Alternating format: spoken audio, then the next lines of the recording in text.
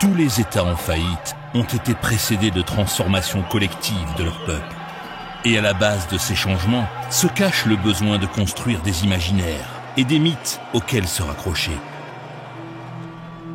Le cas de l'homme politique catalan Lluís Companys est un exemple clair et douloureux de cette déformation des faits qui oublie tout ce qui n'est pas intéressant et vante les mensonges pour avoir un mythe auquel se raccrocher dans le délire collectif.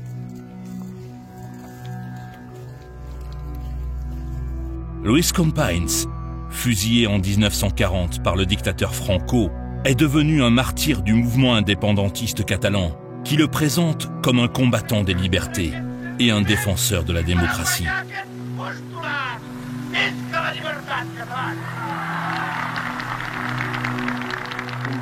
Chaque année, des hommages et des actes institutionnels sont organisés pour honorer sa mémoire, dans le but d'augmenter dans la société catalane l'image d'un mythe confronté à l'oppression et au fascisme. Il est présenté comme un martyr, alors que ce n'est pas un martyr. Il a, lui, martyrisé beaucoup de gens. L'Espagne était en guerre. Franco s'était soulevé contre le gouvernement de la République espagnole. Et dans cet état d'insurrection générale en Catalogne, une révolution dans le style bolchevique stalinien a été menée, comme celle qui s'était produite en Russie 20 ans auparavant. Il fallait éliminer la bourgeoisie, l'Église et toutes les élites politiques et intellectuelles qui n'étaient pas d'accord avec les principes communistes et anarchistes.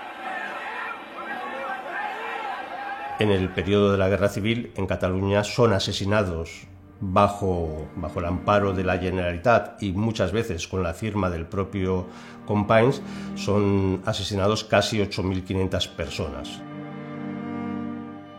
Pendant des mois, des hordes de miliciens ont assassiné, torturé, brûlé et commis toutes sortes d'actes sauvages à l'encontre des Catalans qui ne suivaient pas leur cause révolutionnaire. Et Lluís Companys était le président du gouvernement catalan qui l'a autorisé et l'a encouragé. ¿Y cuál era la razón? Pues simplemente ninguna.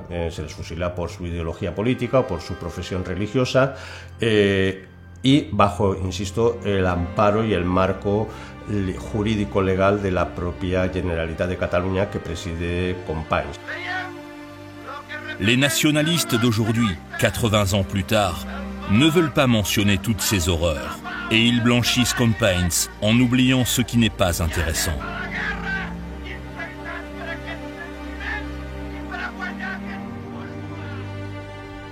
Nous ne pouvons pas oublier.